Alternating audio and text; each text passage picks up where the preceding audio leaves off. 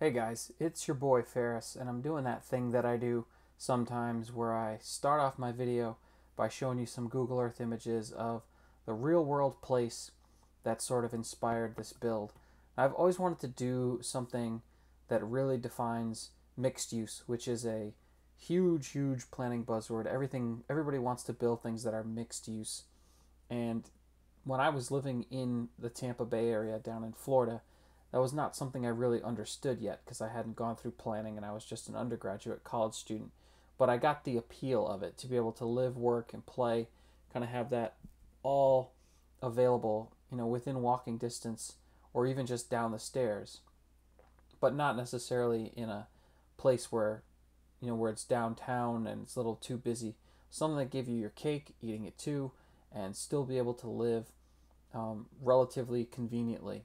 So when I was living down there, this is a place that was brand new and was just built, and there wasn't a lot of people moving in. And I remember there being real questions about whether or not this type of a place could work. So the only way to really give you the feel for it is to go down to the street view. So we're going to jump into that here using the little Google guy and show you what I'm talking about. So it's a beautiful area, and it looks just as nice now as it did back then. But as you can see, from the street, it presents as almost like an outdoor mall. But as you get into it a little bit more, you can see that we have pretty nice apartment or condo living up on the second and third floors, and then down on the first floor, some retail, restaurants. I believe there's a Starbucks right over here somewhere. Thought I had seen that. I'm pretty sure there is a Starbucks here somewhere. Doesn't it look like a place that would just have a Starbucks in it? I also love this. This is cool, how you actually go underneath the building to get to the parking in the back over here. And there's some on-street parking with lots of plantings, lots of cool decorative street lights, decorative paving stones. Just makes this whole area feel really special.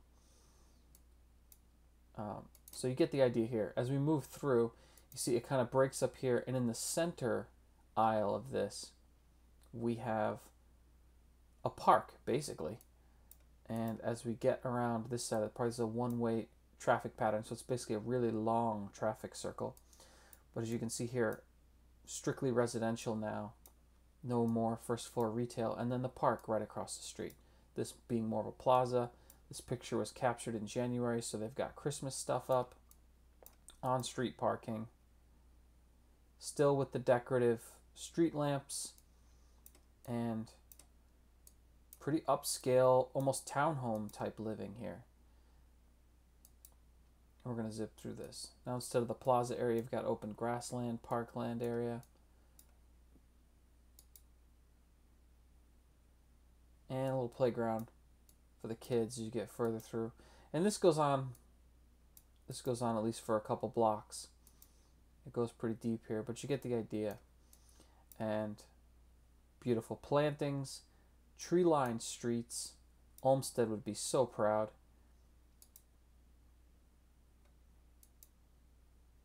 All right, just a really cool kind of neighborhood to live in. And again, it all kind of is rooted around the mixed use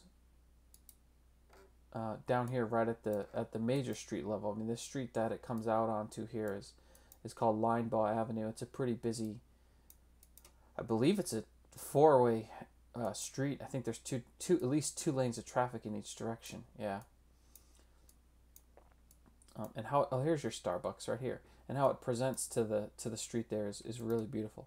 So this is one of the first mixed use developments that I saw get built, and I was kind of really attracted to it. Never got to live any place quite like this, although some places I've lived are somewhat similar. But I wanted to try to build something that had that same mix of commercial and residential and offered that mixed use feel to residents. So I'm going to jump into a time lapse now and show you exactly how I went about trying to accomplish that. I'll see you there.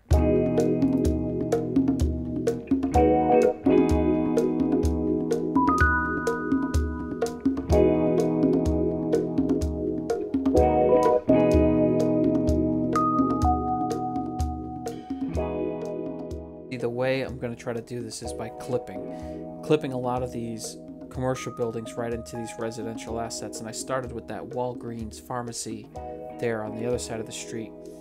And then on this side, wanted to do something other than a pharmacy, so I went with this Cheesecake Factory restaurant, which kind of presented a challenge because of the way that the roofs are slanted and sloped. It always looks like it's sort of blocking windows in a way that nobody would ever build a building to actually be that way. So I kind of struggled with it until I kind of got it fit right in that little corner there, and it still doesn't look exactly right. But I love the Cheesecake Factory asset. It's so cool, and I think it would fit so well in a community like this, like the one we looked at on Google. But I also wanted to have some of these more standard sort of cookie cutter commercial spaces, because I feel like that's how a community like this would be built.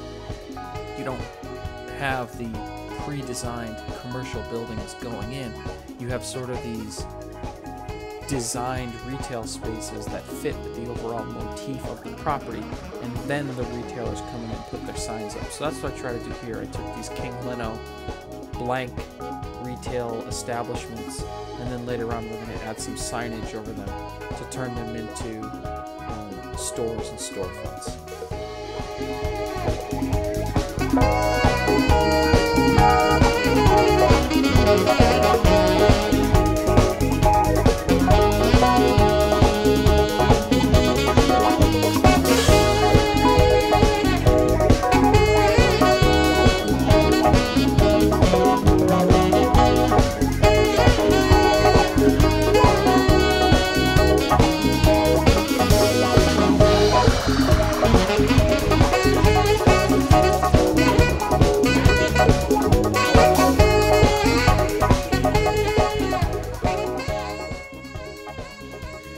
So entering a phase now of this project where I'm going to try to do that second level of the neighborhood, kind of like what we saw, where all of a sudden it went from having these retail storefronts to being high-class apartment or condo living with the park kind of splitting it down the middle. And I'm literally trying to copy that as closely as I can by having this one-way traffic movement going around in a circle, and we're going to plop some more of those same urban, modern-looking apartment buildings around them, so that there's kind of a more living park side, really convenient to all the retail and stuff that's just over there down the street.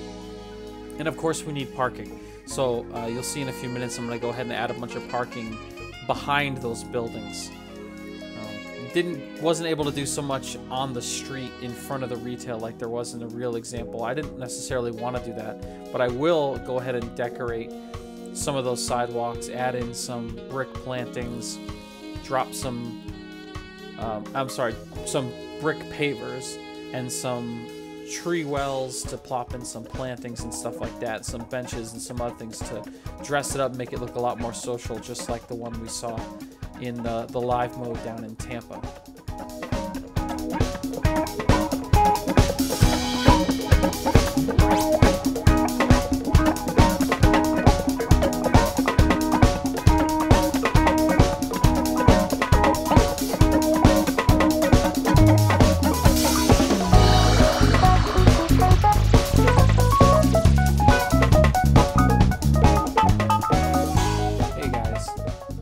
So much work went on here that did not make it onto my time lapse. So I wanted to take an opportunity to give you a quick live mode. I've got an absolutely pathetic frame rate going on right now, and I'm not sure why. But we're going to do our best to kind of soldier on through this, despite the performance issues apparently that my computer is having. And hopefully it'll just kind of smooth itself out as we get going here. But this is the overall picture of what we did here. As you can see, there's a number of residential properties, the commercial ones down the middle, parking on the outside, and this parkway that kind of goes right up the middle of the second portion here. So I'm going to bring it down, maybe not all the way to street level, but pretty close. Well, there you go. There's your street level. And this is the, I guess, you know what, I kind of like doing this at street level. Maybe we'll check this out at street level. Added some benches here on the side and some other things to make this a little bit more social, a little bit nice looking. And let's just continue right on down the street here. We'll keep kind of marching through. There's your obligatory Starbucks. Added some benches, or added some tables outside, because if it's a nice day, who doesn't necessarily want to have their coffee sitting outside? The Smoothie King is a complete asset, so I didn't have to add that one. The rest of these are just retail spaces that I found some signage that I thought looked cool on them. You know, the cookie dough ice cream shop.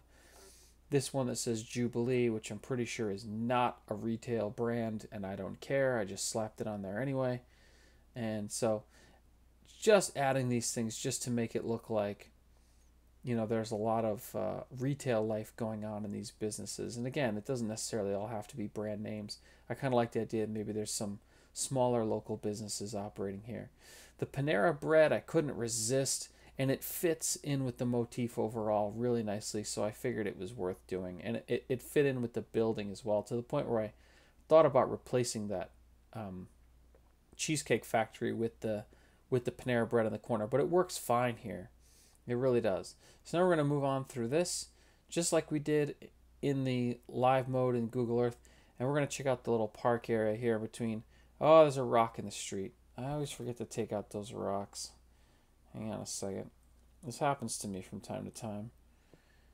I get a rock in a street, and I forget to just... There we go. Pardon the interruption, folks. We'll get you right back to the regularly scheduled live mode here in just a second. Alright. So that rock that's there on purpose. That one in the park I did on purpose. Again, sort of one of the themes to the open spaces in the city is they got a lot of rocks.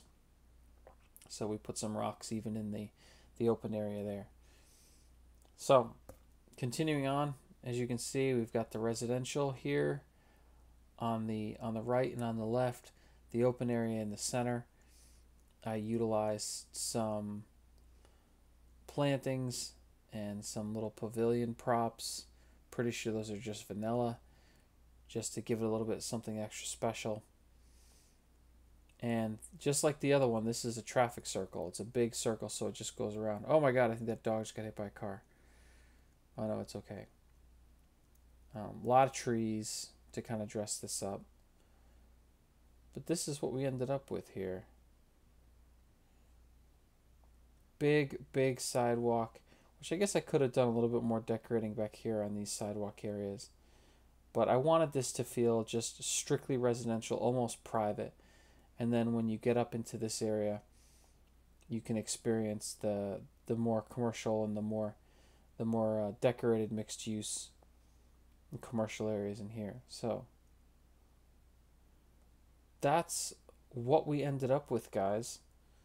I'm pretty proud of this build. It was a lot simpler. Oh, there's one other thing I will show you, actually. Over here, I added some interesting things. I say we as if there's a team working on this stuff. I added some interesting things here. I had a major elevation change from where this building and this parking lot are down to the street. So I had this drop off as I started using Move It. And I said, you know what? I'm just going to go with that. So I added in a brick wall here that kind of looks like it's a retaining wall now. And the sidewalk is what it is down here on this side.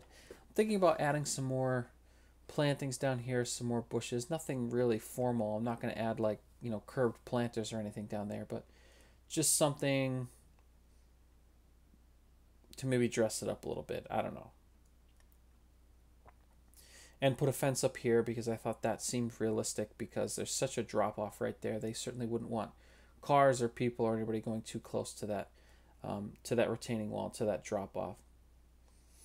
Oh, there's a fence over here. Oh goodness. Pardon me. Excuse me. Hey, come on. There we are. All right. Carrying on. And if we go up this way, I did one other thing I'll show you real quick. You know, we had this little space in between these buildings, and I thought it would be a really great spot for something else that's a little bit social. So I added in this little plaza, little park plaza over here. A couple plantings, fountain in the middle, and some benches, trees. I thought that just added something nice into this residential area. All the parking for these is in the back.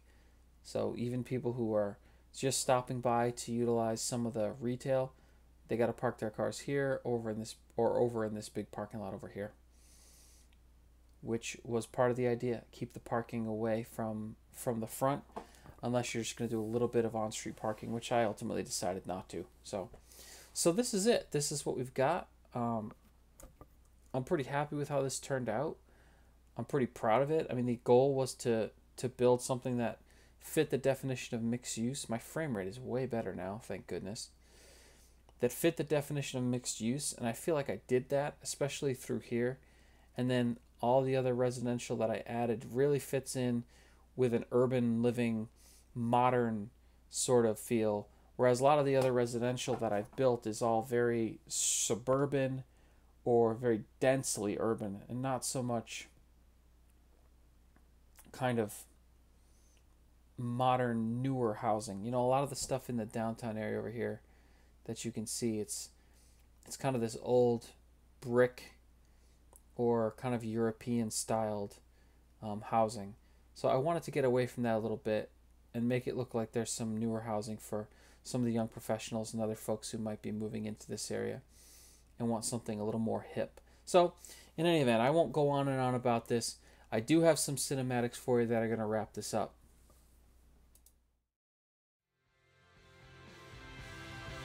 Hey guys, thanks for checking this out. Episode 15 of Sanrio Island will be coming out soon, as will another in my Planners series, so be on the lookout for that.